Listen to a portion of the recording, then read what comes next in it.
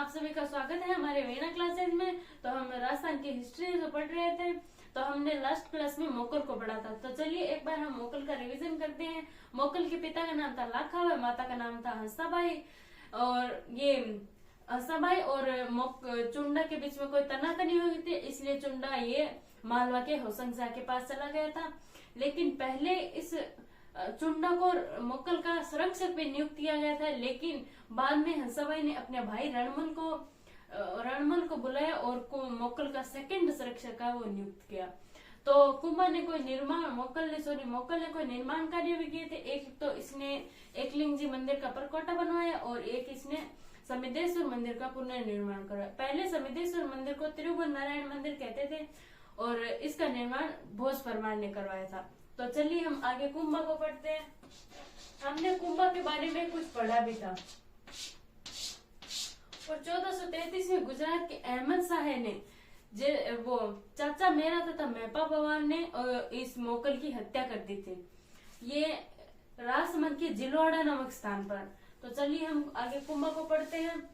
इस कुंभा रणमल की सहायता से इसका संरक्षक भी कौन था? कुंभा ही था। सॉरी, रणमल। इसका संरक्षक भी रणमल ही था। ये मेवाड़ के 2 राजाओं का संरक्षक था और इसकी माता का नाम था सौभाग्यवती परमार।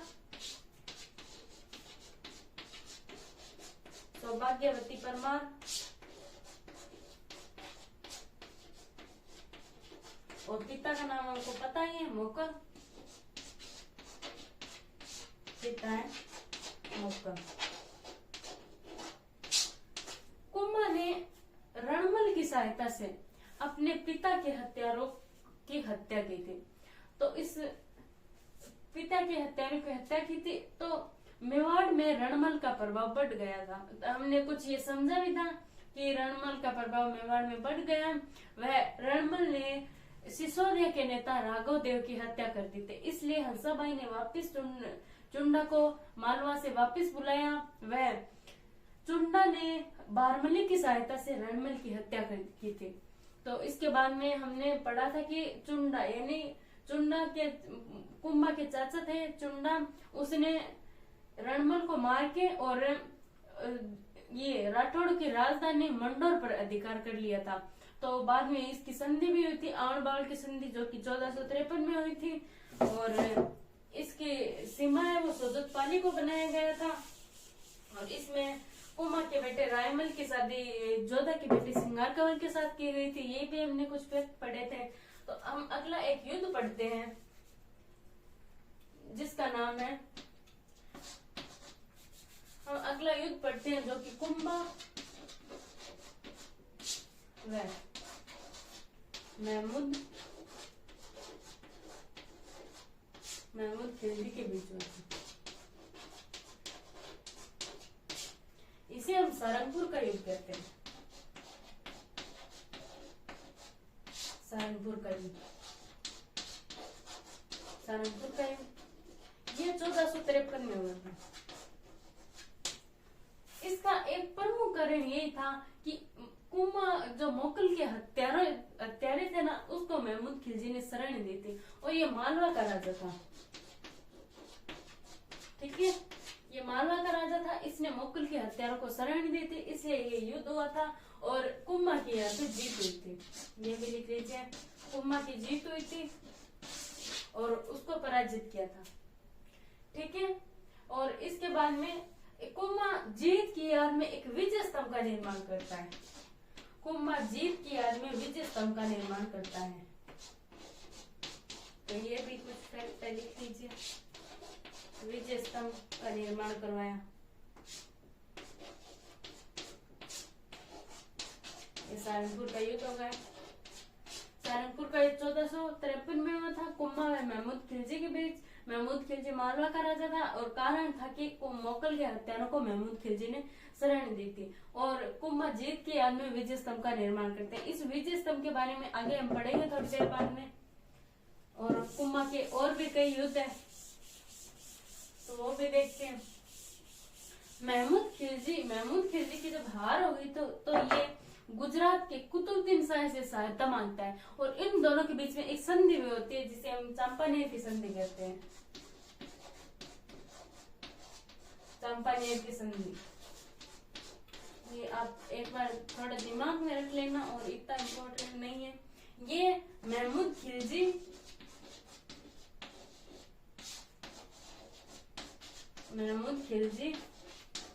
प्लस में कुतुबुद्दीन शाह,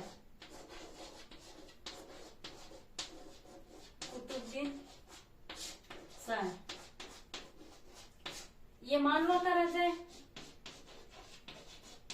ये गुजरात का राजा है, ठीक है। और इनका एक ही उद्देश्य था कि इनको कुम्मा को हराना था।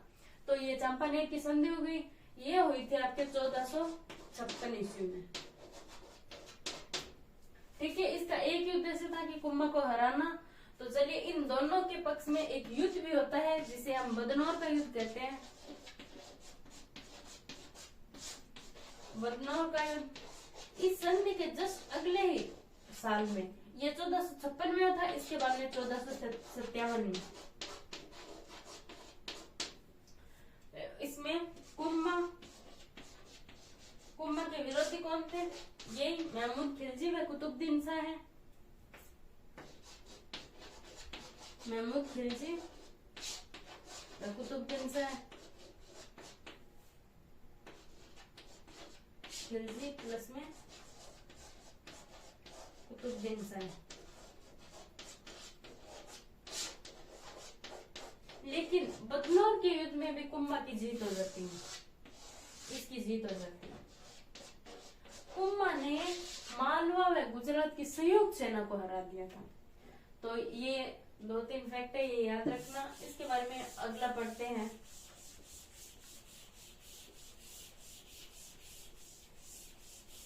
ये सिरोही का एक था सहसमल देवड़ा, इसको भी कुम्मा ने हराया था। तो एक ये भी लिख लीजिए, कुम्मा वर्सेस सहसमल देवड़ा। ये सिरोही का था भाई, सिरोही का राजा था। सिरोही में देवड़ा शासक है, हम इसको भी आगे पढ़ेंगे। और इसमें कुम्मा का एक सेनापति था जिसका नाम था नरसिंह टोडिया।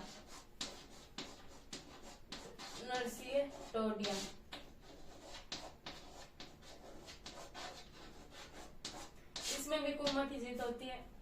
और एक नागौर के फिरोज खां है, नागौर के फिरोज खां। इनके 2 बेटे थे, एक का नाम था शम्स खां, एक का नाम था मुजाहिद खां। ये उत्तराधिकार संघर्ष कर रहे थे। इन 2 बेटे का नाम था, एक का शम्स खां, एक था मुजाहिद खां। शम्स खां और मुजाहिद खां, इनका उत्तराधिकार संघर्ष चल रहा था। तब कुम्मा ने शम्स खां की सहायता की थी व इसका विरोध किया था। तो ये भी लिख लीजिए, इसकी सहायता की व उसका विरोध किया। आप इस लाइन को ऐसे लिख लीजिए कि फिरोज खां कोष्टक में गुजरात में उत्तराधिकार संघर्ष चल रहा था, जो कि शम्स खां व मुजाहिद खां के बीच चल रहा था, जिसमें शम्स खां की कुम्मा ने सहायता की व मुजाहिद खां का विरोध किया। तो चलिए, इसमें इतने सारे युद्ध है वो किए थे। इसके बाद हम कुछ इसके बारे में स्थापत्य कला पढ़ते हैं। कुम्मा को स्थापत्य कला का जनक माना जाता है। कुम्मा को राजस्थान की स्थापत्य कला का जनक माना जाता है। ये भी लिख लीजिए, स्थापत्य कला। कुम्मा को राजस्थान की स्थापत्य कला का जनक कहा जाता है।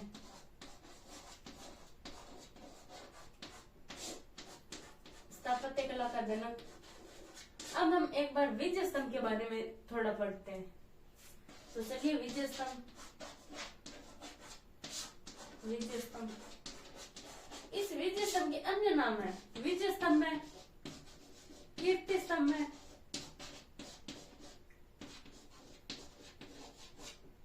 स्तंभ है, गरुड़ ध्वज है,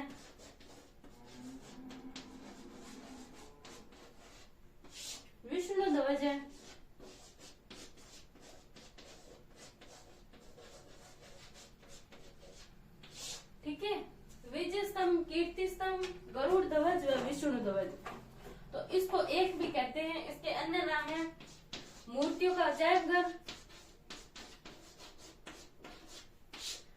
मूर्तियों का अजायब घर,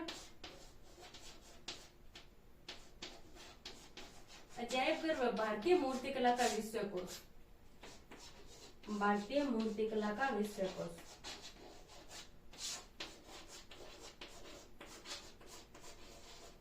भारतीय मूर्तिकला का विश्वकोश। ये इसके कुछ अन्य नाम हैं। ठीक है, विजय स्तंभ, कीर्ति स्तंभ, गरुड़ ध्वज, विष्णु ध्वज और मूर्तियों का अजायबघर, भारतीय मूर्तिकला का विश्वकोश, ये कुछ इसके अन्य नाम है। इसके बारे में कुछ हम और भी पढ़ते हैं।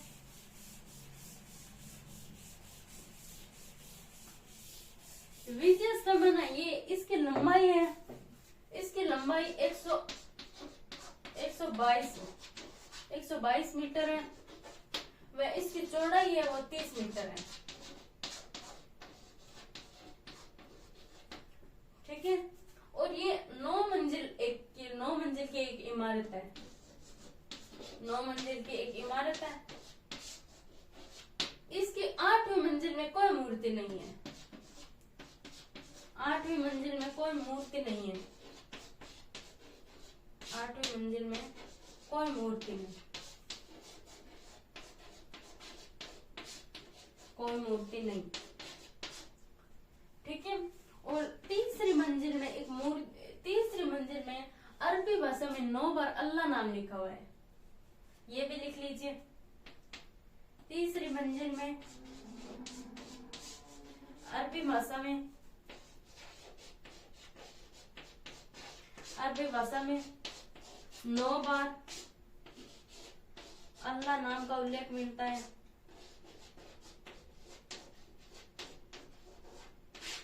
इसका मतलब कोमा जातिवाद में भेदभाव नहीं करता था, इसका मतलब यही है।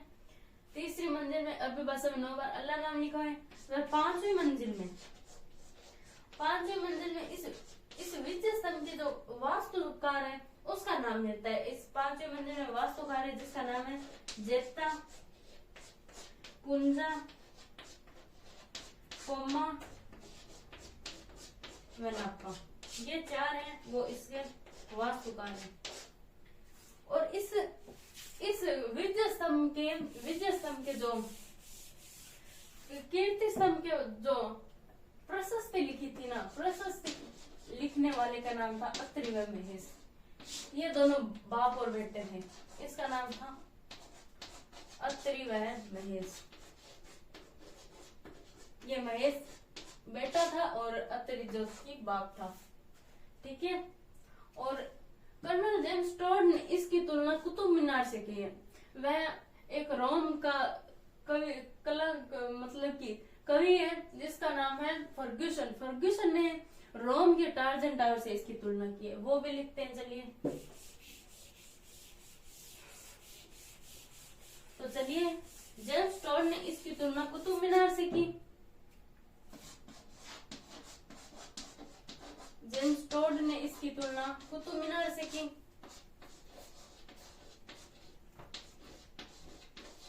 कुतुब मीनार से की। वह फर्ग्यूसन ने इसकी तुलना टार्जन टावर से की। रोम में ये टार्जन टावर है उससे की। ठीक है, और आगे हम पढ़ेंगे महाराणा स्वरूप सिंह ने। महाराणा स्वरूप सिंह ने इसका पुनर्निर्माण करवाया था। महाराणा स्वरूप सिंह ने इसका पुनर्निर्माण, इसके बारे में हम और भी पढ़ेंगे। महाराणा स्वरूप सिंह के बारे में, इसने इसका पुनर्निर्माण करवाया था।